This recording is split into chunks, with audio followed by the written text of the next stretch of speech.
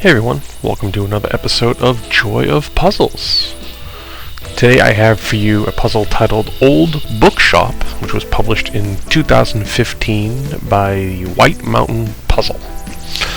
White Mountain Puzzle was established in 1978 and was originally a poster manufacturer. They're located, as you might guess, in the White Mountains. That would be in New Hampshire, and in a little rural town. The founders of the company are lucky enough to have kept it in the family business, so to speak, and are still involved somewhat in the day-to-day operation of the place. Again, according to their website, worth checking out. They do make a wide variety of puzzles. Pretty cool place. The artist in this case is a gentleman named Stephen Crisp. Unlike a lot of times when I go searching and can't find information, this guy is pretty prolific. I found an interesting website on the Jigsaw Junkies with an interview with the gentleman, and they touch upon a lot of his highlights and his inspiration for his work, and to me he reminds me a lot like a Norman Rockwell type images. Obviously different age, different generation, and lives in England, but it still has that feel to it. In his interview, he talked about some of his most famous pieces of artwork, and oddly enough, his most famous is a poster for the movie Aliens, along with The Princess Bride, a personal favorite. He's also done a lot of book covers. I think he had about a dozen for Stephen King. He resides in England. He grew up in England. He went to college in England. And, yep, he's still there. But pretty prolific artwork. A lot of diversity, including airbrushing and, commissions and things of that nature. So it was nice to find a lot of information about the artist. I'm always happy to share that information with people that are interested in this stuff. For me, it's always one of the most interesting parts of doing these little audio clips to go with the puzzle build. Alright, strategy. How did I build this? Well, I started with the obvious foreground and bright colors, right? So there's a green jacket, a blue jacket, and then there's a blue doorway with a exterior scene that is a bright white color compared to the rest of the puzzle.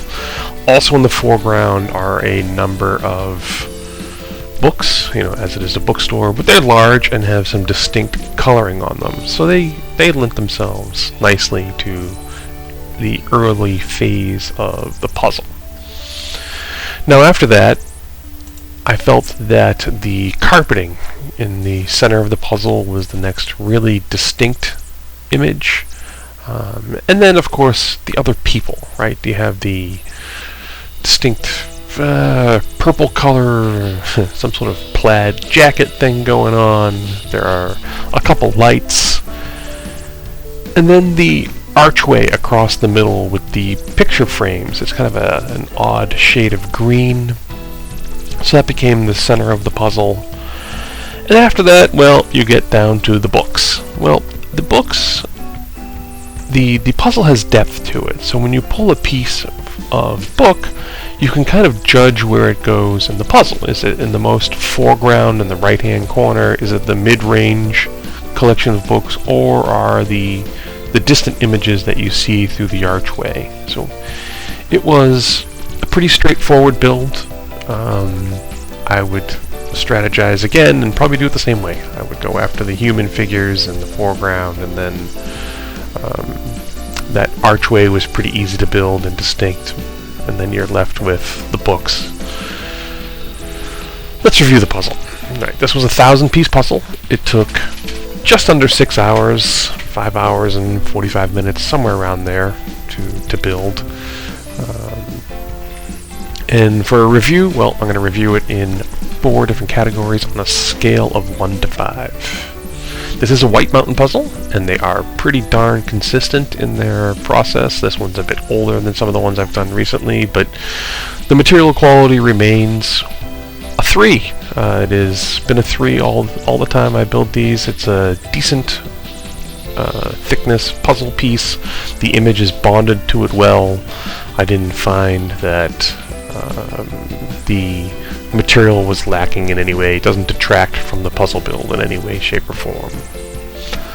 The next category is the puzzle cut quality. I'm adding to that also the design of the pieces. This one's a 3. It's pretty consistent. On a rare occasion you can fit a piece where it doesn't belong. They don't fully adhere to the traditional puzzle piece shapes from, ages gone, where it was 4 basic shapes. So they do mix in a variety of shapes, and that uniqueness does, to me, improve the build. You're less likely to put pieces in the wrong spot. So combine that with their cut quality and right where it should be, 3, middle of the ground. Nothing really stands out, which arguably is a good thing, right? You don't want to be distracted by this stuff. The third category is difficulty. I'm going to give this one a 3 as well. I did it on my own, less than 6 hours. In my head, 8 hours is a normal build. We reassessed that a little over time. The distinctness of the large objects left the end piece of the puzzle, those end bit of grind, as really not much of a grind, which is a relief. The next puzzle you'll see, I have some sky, and it becomes a hunt and peck, and I didn't really have that here. I felt that when you pulled a piece, you could pretty much discern where it went. I mean, not entirely. Books looks like books, looks like books, looks like books, but you at least had a feel for where in the landscape of the puzzle the pieces went. So difficulty is a 3. This is a good build, something you can definitely enjoy with a wide set of skilled folks, from the novice to the experienced. They'll enjoy this.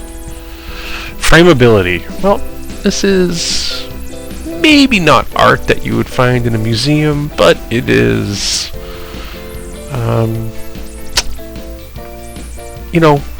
going to go slightly above what I would consider average. I'm going to give this one a 4. There is a place for this, right? I feel like maybe not in a fine art museum, but perhaps in some hanging, I don't know, I'm trying to think, something Norman Rockwell-esque. There have to be museums of that type, and this would fit in there.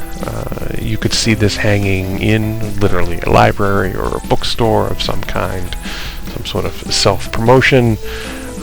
And clearly Mr. Crisp is a very talented individual, and he is creating these images, and based on his pictures I'd say he's hand painting them, and yeah, that to me qualifies as above average art. And of course that is the most subjective category because it's just my opinion.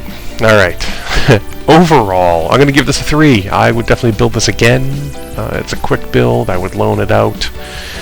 It actually was loaned to me, which is why I was sad to find at the end it is missing one piece. Drat. I will return it to its owner with that little note and be confident that I did not lose the piece. I have searched my area thoroughly and there is no missing pieces floating around. Alright, what else can I say about the puzzle? It's a fun build. This is definitely something I would recommend. The White Mountain Puzzle brand is pretty consistent. This one lends itself to a wide skill set. It didn't really have much of a hunt and peck at the end, which to me is always good. It's my least favorite part of the puzzle build. So I would suggest this one if you can get your hands on it.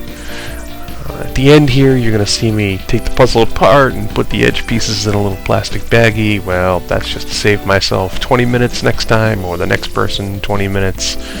I'll also make note that it's missing a piece. That might weigh into someone's decision if they want to build it again. And I'll put the rest of the pieces in a Ziploc bag, just so no other piece can find its way onto the floor somewhere and vanish for all eternity. Well, thanks again, everyone. I appreciate those of you out there who take 10 minutes out of a busy day to watch one of these videos. And if you really like it, go ahead and click the subscribe button, and I look forward to bringing you more puzzle videos in the very near future. Thanks again, everyone. Bye.